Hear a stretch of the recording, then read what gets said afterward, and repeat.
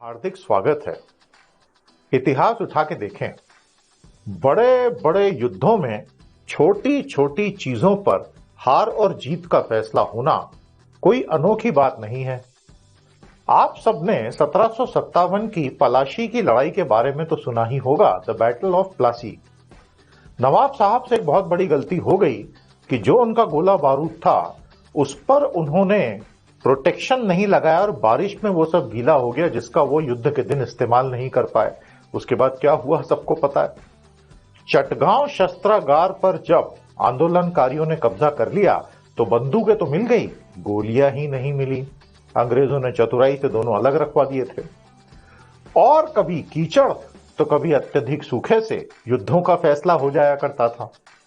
प्यारे साथियों, आज हम बात कर रहे हैं office secretaryship as a vocational या एज अ करियर के रूप में। छोटी छोटी बातें कितनी महत्वपूर्ण होती हैं, इतिहास हमें यह बार बार सिखाता है। एक बड़ा संस्थान जब कार्य करता है तो उसमें अनगिनत छोटे बड़े पुर्जे आपस में लगे हुए रहते हैं। They are cogs in the wheel. और बड़ा स्मूथली अगर पूरा इंजन चलता रहे तो वो संस्थान, वो इंस्टीट्यूशन, वो कंपनी बहुत अच्छी तरक्की कर सकता है। लेकिन ये सब अलग अलग गियर, अलग अलग कॉग जो आपस में जुड़े रहते हैं, उनके लिए प्रतिदिन छोटी छोटी बहुत सारी चीजें करनी पड़ती हैं। और ये डोमेन आ जाता है ऑफिस सेक्रेटरी का। ऑफिस सेक्रेटरी का पद सभी बड़ी कंपनियों में बहुत ही इंपॉर्टेंट माना जाता है। और ये वो व्यक्ति होता है या होती है जो उस हर कोऑर्डिनेशन के, कम्युनिकेशन के, रिकॉर्ड कीपिंग के काम को अंजाम देती है, जिससे टॉप ऑफिशियल सुचारू रूप से काम कर सकें। एक बात मैं बता दूं, आज मैं कंपनी सेक्रेटरीज की बात नहीं कर रहा हूं, क्योंकि वो एक टेक्निकल डिग्री है, ICSI से मिलती है। आज हम बात कर रहे हैं नॉर्मल ऑफिस सेक्रेटरी, जिसमें हो जाते हैं administration secretaries, school secretaries, office secretaries, executive secretaries of the bosses etcetera. इन लोगों का मुख्य काम होता क्या है? बेसिकली जैसे मैंने अभी कहा, ऑफिस सेक्रेटरीशिप में आप 3 काम करते हैं। पहला है कम्युनिकेशन।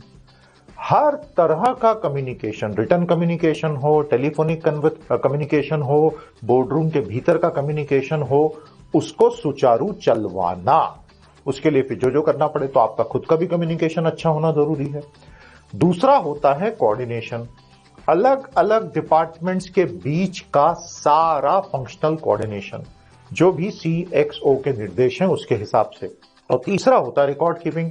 सभी महत्वपूर्ण दस्तावेजों का कोऑर्डिनेशन, कम्युनिकेशन से संबंधित सही ढंग से रिकॉर्ड कीपिंग करना। प्यारे दोस्तों, आप अगर देखें नेचर ऑफ मॉडर्न वर्क, जितना भी आधुनिक दुनिया में आधुनिक कंपनियां बन गई इतनी बड़ी बड़ी, उसमें टाइम मैनेजमेंट इंपॉर्टेंट है, कम्युनिकेशन स्किल्स इंपॉर्टेंट है, ऑर्गेनाइजेशनल स्किल्स इंपॉर्टेंट है, प्रेशर हैंडलिंग इंपॉर्टेंट है। और हमारी इकोनॉमी का साइज जैसे जैसे बढ़ेगा, ये काम वैसे वैसे बढ़ेगा। और जैसे जैसे ये काम बढ़ेगा, वैसे वैसे ऑफिस सेक्रेटरीज की डिमांड बढ़ेगी। अर्निंग्स अच्छी खासी हो जाती हैं। अगर आप 24, 25, 26 साल की उम्र में ऑफिस सेक्रेटरी बनते हैं तो आप स्टार्ट 2.5, 3, 3.5 लाख के पैकेज पे किसी बड़ी कंपनी में कर सकते हैं। लेकिन 5-10 साल बीतते बीतते जैसे जैसे आप बहुत इंटेंसली एक्सपीरियंस्ड और कॉन्फिडेंट हो जाते हैं, फिर अपर लिमिट पैकेज की कुछ है नहीं, 8 से 10 लाख का पैकेज भी आसानी से मिल सकता है। अब आप सोच रहे होंगे कि ऑफिस सेक्रेटरी बनने के लिए मुझे क्या करना होगा? How do I become an office secretary?